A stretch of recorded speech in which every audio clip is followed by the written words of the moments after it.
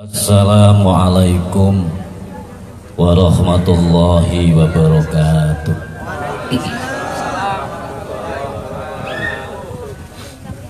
Alhamdulillah, alhamdulillahilladzi as'ada qawalibal asfiya'i bi uqbatin mujahadat wa as'ada qulubal awliya'i wal musyahadat. Asyhadu an la ilaha illallah wa asyhadu anna muhammadar rasulullah. Allahumma salli wa sallim wa barik wa karrim wa tarham wa tahanan ala abdika wa rasulika wa nabiyyika sayyidina wa syafi'ina wa maulana Muhammad salawatullah wa salamuhu alaihi wa alaihim ajma'in wa ala kulli sahabati wal qarabati wa tabi'in wa tabi'it tabi'in wa tabi'ihim bi ihsanin ila yaumiddin, amma ba'd. Hadiratal afadil sa'adatil ulama wal masyayikh wal asatid asatidah, hadirin hadirat al izza fi ma'isukum wa fil muqaddimati Raisu Majelis Ta'lim Al-Adhkar ingkang kawula mulyakaken, saha ketua dan segenap Majelis Taklim, anggota Majelis Taklim Al-Madinah ingkang kawula mulyakaken, para sesepuh khususipun Majelis Sholawat Cahaya Nabawi, pimpinan Ustadz Asmuni Hasan yang kami cintai. Hadirin hadirat Bapak Ibu sekalian yang dimuliakan Allah. Pertama kita sedaya sareng-sareng muji syukur dhateng maksud Allah Ta'ala. Mudah-mudahan anggenipun kita sedaya hadir mujalasah di majelis maulid ini dalam rangka memperingati, mengagungkan hari kelahiran baginda Nabi Muhammad SAW. Kita semuanya mendapati kelak syafaatnya baginda Rasulullah Muhammad SAW di hari akhir nanti. Sholawat salam yang kita panjatkan bersama mudah-mudahan menghantarkan kita semuanya, sehingga sholawat kita ini menjadi wasilah kita disyafaati beliau hingga yaumul qiyamah nanti. Para Bapak Ibu sekalian yang dimuliakan Allah, terus terang saya kagum di tempat yang sederhana ini. Tidak tahu gedung bongkor ini gedung apa ini. Yang kulong ini kok Yosef luar biasa Majelis Al-Adhkar ini. Kira-kira mbok ning gerdu elita ya mengadakan. Ini saking apa? Yang kulo pikirakan saking ini terinspirasi betapa luar biasanya yang namanya Maulid Rasulullah Muhammad SAW. Niki nek boten berkah Maulid, boten kira kita mengadakan seperti ini. Dan ini tidak salah.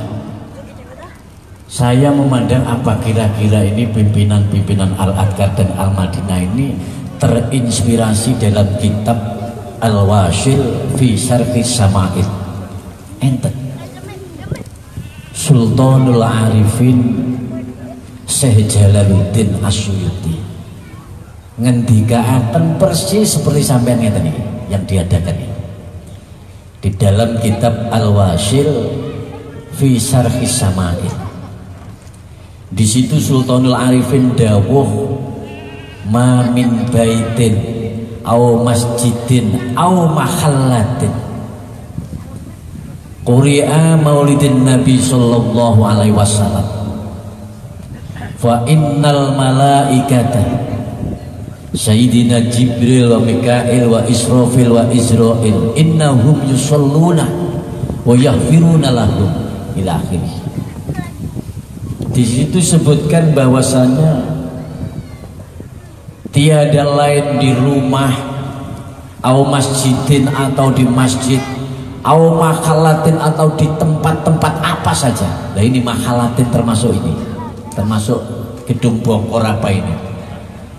Ini kok di situ dibacakan maulid Nabi Muhammad sallallahu alaihi wasallam, maka para malaikat seperti Sayyidina Jibril wa Mikail wa Israfil wa Izrail wal karubiyina, dan malaikat karubi, innahum, sesungguhnya mereka iku yusalluna, pada bersolawat memohonkan rahmat dan memohonkan ampunan kepada kita semuanya, kepada Allah Subhanahu wa ta'ala.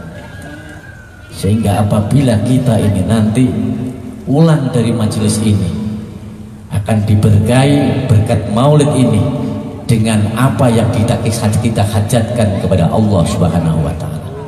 Allahumma sholli ala sayyidina Muhammad. Ini saking luar biasanya maulid Nabi Muhammad sallallahu alaihi wasallam.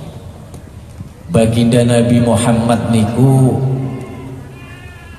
dikatakan sebagai basyarun la kalbasar. Nabi Muhammad itu basyarun, menungso, manusia, la kalbasar, tidak seperti manusia pada umumnya. Podo-podo nggih dahan, tapi tidak seperti manusia pada umumnya. Manusia luar biasa. Ini baginda Nabi yang paling mengikatkan kepada kita kelahirannya. Kelahiran baginda Nabi Muhammad sallallahu alaihi wasallam dikatakan wadhaati Habibah sallallahu alaihi wasallam sajidan sakiron hamidan ka'annahu badlu fi tamami. Ini faktanya. Nek kula kalih panjenengan itu podo sama kalih Kanjeng Nabi, podo-podo menungso, tetapi lakal basar, tidak seperti manusia. Lahirnya baginda Nabi, begitu lahir itu sajidan, langsung sujud. Itu baginda Nabi. Apa ada di jagat ini bayi lahir yang seperti Kanjeng Nabi langsung sujud? Lahirin jenengan sujud, Pak? Ibu-ibu apa ada lahirnya sujud? Kula niku setiap kelahiran anak saya saja saya lihat lahir niku wis ngoten nika, begitu lahir wis metu wantang, malah sing lanang niku wis metu wantang, ada kencing lagi. Itu Kanjeng Nabi itu mboten. Begitu lahir sajidan khale wong kang sujud, langsung sujud. Syakiron khale wong kang syukur, hamidan khale orang yang memuji kepada Allah, ka'annahu, koyo-koyo sepertinya annahu, sesungguhnya bayinya Kanjeng Nabi Muhammad sallallahu alaihi wasallam iku seperti bulan purnama pada tanggal 15 itu, mencorong bersinar. Dan tidak ada satupun di jagat ini makhluk yang seperti baginda Nabi Muhammad sallallahu alaihi wasallam. Allahumma sholli ala sayyidina Muhammad. Murah berkah, barokah, syafaatnya niku pancen betul-betul ditunggu. Betul-betul ditunggu oleh siapa?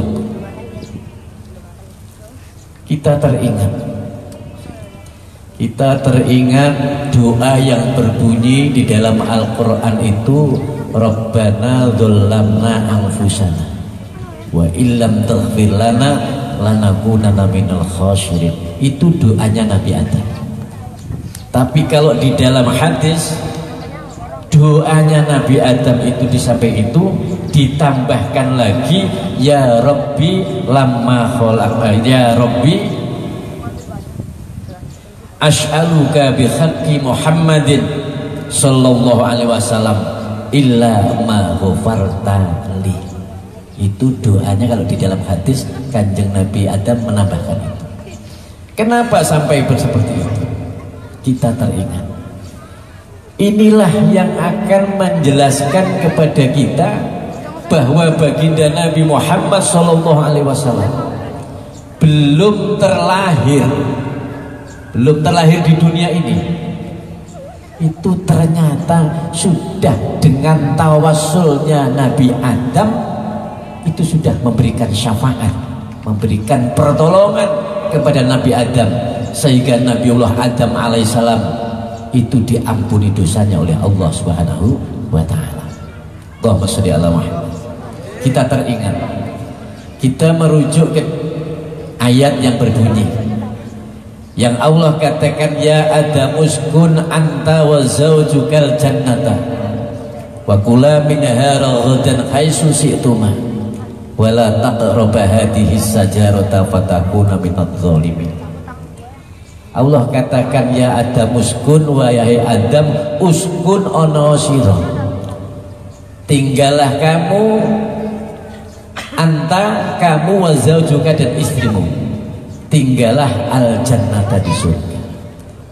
Nabiullah Adam dulu tinggalnya di surga bersama ibu Hawa, dan itu diperintah oleh Allah supaya tinggal di surga. Seandainya dulu Nabi Adam ini tidak melakukan kesalahan, kira-kira kula sampean mboten manggen teng sesetan mriki, kita akan tinggal di surga. Dan ini narasinya, kisahnya, tarikhnya. Lah karena Nabi Adam terbujuk atas godaan syaitan yang kata Allah sudah dawuh wala taqraba hadhihi sajarata. Kamu Adam dan Hawa berdua jangan mendekati pohon ini. Pohon yang dimaksud itu adalah pohon khuldi. Tapi di situ Nabi Adam boten malah nyedek, malah buahnya itu dipetik dimakan. Jadi kena menungso nih. Le awakmu aja nyedek-nyedek, aja lewat sanur. Alah malah menggok ning danau musuh mampir meneh. Wong nyedek lho ora oleh ya kok malah mampir. Ini karena dulunya begitu, Nabi Adam sudah danggu. Sudah didhawuhi Adam, Hawa, anta wa zaujuka, kamu dan itu tinggallah di sini, tapi wala taqraba, kamu berdua janganlah mendekati pohon ini. Didekati, bahkan tidak didekati, malah dipetik dimakan, sehingga menghantarkan Nabi Adam fa azzalahuma sadun anha fa akhrajahuma mimma kanu fihi yakhtalifun, sehingga diturunkan Nabi Adam turun di bumi ini, terpisah kedua-duanya, nggak turun berdua. Begitu memakan buah khuldi itu langsung pakaian surga itu semuanya infitot, kelorot, terlepas, sampai Nabi Adam diturunkan dari surga ke dunia ini, ibu Hawa diturunkan di Jeddah, kemudian yang di Adam diturunkan di daerah India. Berdoa kedua, berdoa Nabi Adam, Rabbana dzolamna anfusana wa illam taghfir lana lanakunanna minal khasirin.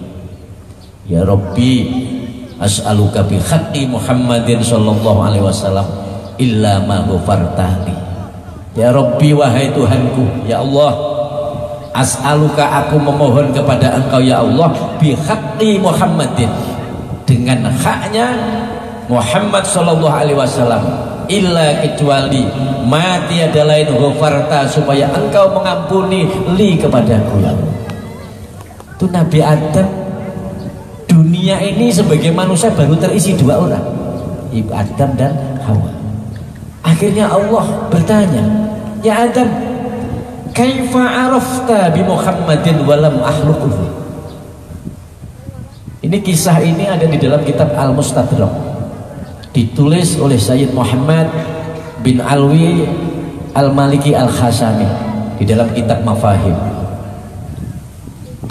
Kaifa, bagaimana arafta, kamu mengerti, kamu tahu Adam dengan Muhammad yang Muhammad itu belum aku wujudkan. Akhirnya Nabi Adam alaihissalam berkata, ya Rabbi, lamma khalaqtani biyadika wa nafahta fi min ruhika rafa'tu ra'si fara'aitu ala qawaimil arsy maktuban la ilaha illallah Muhammadur Rasul.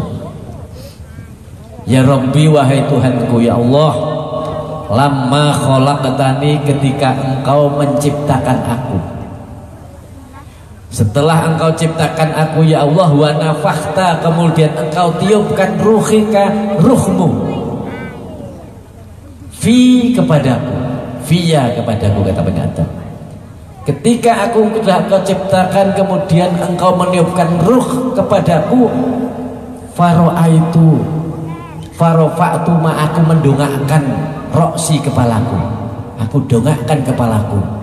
Faro'aitu, maka aku melihat, kata Nabi Adam, melihat qawaimil arsy, tiang-tiangnya aras, jadi cagae aras, iku maktuban, tertulis kalimah la ilaha illallah Muhammadur Rasulullah. Jadi ternyata tiang-tiangnya aras, di aras sana. Waktu Nabi Adam tercipta, Nabi Adam itu mendongakkan kepalanya, roh sudah tertiupkan, Nabi Adam melihat tiang-tiang aras itu bertulis la ilaha illallah Muhammadur Rasulullah. Kemudian Nabi Adam mengatakan, fa'alimtu annaka lam tudhif ila ismika illa akhabbal khalqi ilaika. Fa'alimtu, maka aku mengerti, kata Nabi Adam, annaka, sesungguhnya engkau ya Allah, lam tudhif, engkau tidak akan menyandarkan namamu terhadap sembarang nama.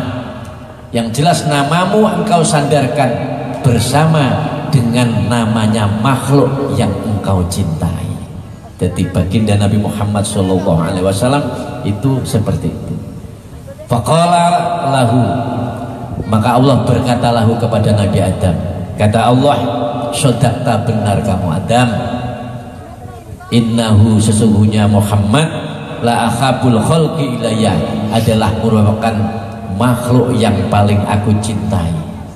Wa in sa'altani, dan jika engkau meminta kepadaku, kata Allah, bihaqqihi, dengan haknya Muhammad, faqad ghafartu, maka sungguh aku mengampuni laka, kepadamu, walaula Muhammadin ma khalaqtuk, walaupun Muhammad itu belum aku wujudkan, belum aku ciptakan.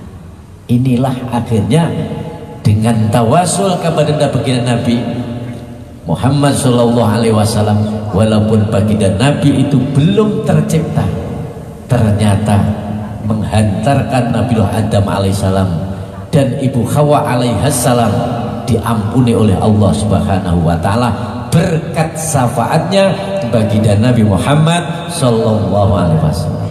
Allahumma sholli ala Muhammad. Lawa Kanjeng Nabi Adam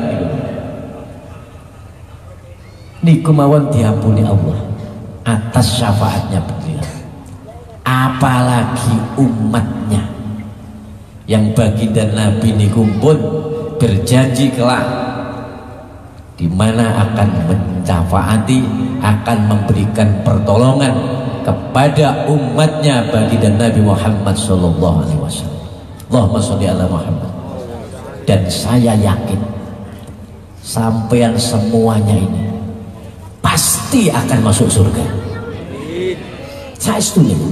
Sampean boten usah kecil hati. Wong Kanjeng Nabi pun dawuh,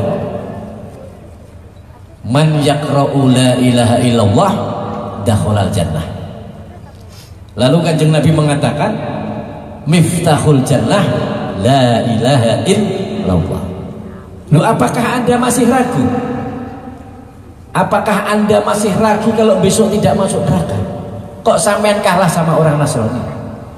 Orang Nasrani ini nuwun sewu, kalau begitu meninggal, oleh pendetanya dikatakan telah wafat, Julius ini kembali bersama Bapak di surga. Mosok kalah kabeh kubu sebelah. Lah kita ini sudah jelas, man yaqra'u la ilaha illallah dakhalal jannah. Itu yakin. Dan semua penjenengan ini jelas pernah membaca la ilaha illallah. Bahkan Kanjeng Nabi mengatakan miftahul jannah la ilaha illallah. Tapi yang tidak yakinlah, jangan berkecil hati, yakinlah kalau penjenengan ini pasti masuk surga. Allahumma sholli ala sayyidina Muhammad. Kula matur ngeten iki nate dirodok ya dibelas lho Gus, jenengan kok wani Gus menyatakan, meyakinkan bahwa seluruhnya ini masuk. Oh berani saya. Kenapa nggak berani? Karena saya ini merujuk dawuh sahih baginda Rasulullah Muhammad SAW. Lah kalau Anda meragukan, loh kenapa? Itu menunjukkan i'tiqad, keyakinan Anda meragukan apa yang disampaikan oleh Kanjeng Nabi bahwa kita ini masuk surga. Lah cuma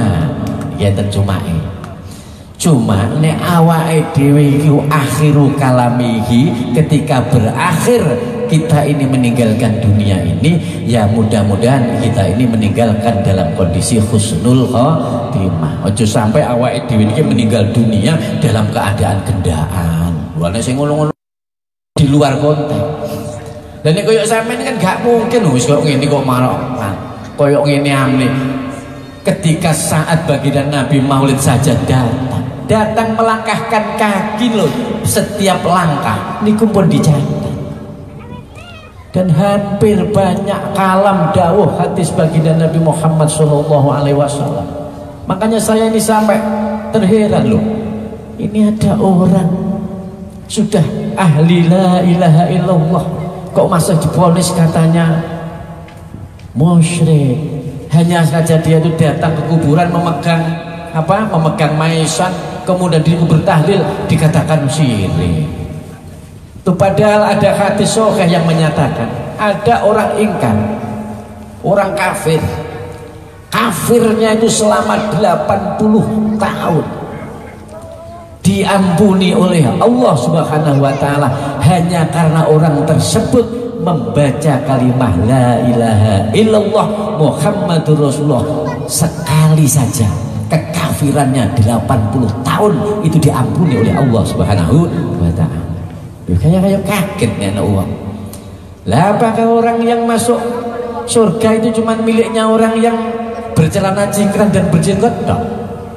Terus sampean-sampean sing bermaulid ini enggak, ya keliru besar loh. Wong hadisnya sudah jelas, ini loh kitab Al-Mustadrak sudah menyatakan, bahkan dikatakan man akhiru kalami la ilaha illallah dakhalal jannah. Sopo wong kok dia ini di akhir hayatnya bisa menyebut kalimah la ilaha illallah, kok wafat Allah sudah menjamin, kata Nabi dakhalal jannah, pasti masuk surga. Allahumma sholli ala sayyidina Muhammad. Para bapak sekalian, saudara ibu sekalian, kita ini memperingati Maulid Nabi Sallallahu Alaihi Wasallam semata-mata tiada lain berharap syafaatnya, berharap kita ini bisa berjumpa dengan baginda Nabi, dan baginda Nabi Sallallahu Alaihi Wasallam niku pun janjeni kepada kita semuanya. Saya tadi ini terharu dengan yang dikatakan oleh ketua tadi itu, bahwasanya hendaklah kita ini walaupun memperingati acara-acara maulid ini, ada hal yang lebih penting, jangan sampai kita ini meninggalkan sesuatu yang jauh lebih penting, yaitu ajaran baginda Nabi Muhammad SAW yang paling utama itu adalah sholat. Sholat itu yang paling penting. Walaupun bagaimanapun juga saya teringat akan dimana baginda Nabi Muhammad SAW dalam hadisnya beliau menyatakan as-sholatu imaduddin. Kata Nabi, sholat itu adalah tiangnya agama. Lah omah niku nek mboten enten tiange mesti ambruk. Lah kita ini kalau sebagai orang yang beragama sudah menyatakan asyhadu alla ilaha illallah wa asyhadu anna muhammadar rasulullah, kemudian itu sudah divonis sebagai Islam, maka di situ ada tiangnya. Tiangnya adalah sholat. Kalau tiangnya ini tidak kokoh, ya maka akan roboh. Terus Nabi mengatakan wa fiha, dan di dalam sholat iku asru khisalin, ada 10 perkara yang sangat penting sebagai hikmah daripada sholat tersebut. Nah, 10 perkara yang ada di dalam sholat sebagai hikmah itu apa saja? Yang pertama kata Nabi, as-sholatu zainul wajhi. Sholat itu adalah penghias wajah. Wong niku nek sholat kalih wong sing boten sholat niku benten Pak, wajahnya itu berbeda. Bedanya wajahnya orang yang sholat itu terlepas dari dia ini apakah berkulit hitam atau kulit putih atau kulit coklat, tapi cahaya nurnya, zainul wajhi, penghias wajah itu bisa dibedakan. Karena itu di situ karena terpengaruh orang tersebut sering terkena air wudhu. Maka Nabi mengatakan as-sholatu zainul wajhi. Sholat itu adalah sebagai penghias wajah. Yang kedua wa nurul qalbi. Sholat itu sebagai cahaya hati. Atine wong sing sholat niku nggih bercahaya. Cahayanya orang yang hatinya sholat ini kebanyakan orangnya itu penuh dengan apa ya, orangnya penuh kepekaan, orangnya penuh dengan ketawaduan, orangnya penuh dengan penjunjungan etika dan tata krama yang tinggi. Ini pancaran dari nurul qalbi, dari cahaya hati, cahaya hatinya orang yang sholat. Dan itu dikatakan juga dengan dawuh yang lain, kata Nabi, sholatul rajul nurun fi qalbihi faman sa'a minkum falyunawwir qalbahu. Yang Nabi mengatakan as-sholatu rajuli, adapun sholatnya seorang laki-laki iku nurun cahaya fi qalbihi, di dalam hatinya.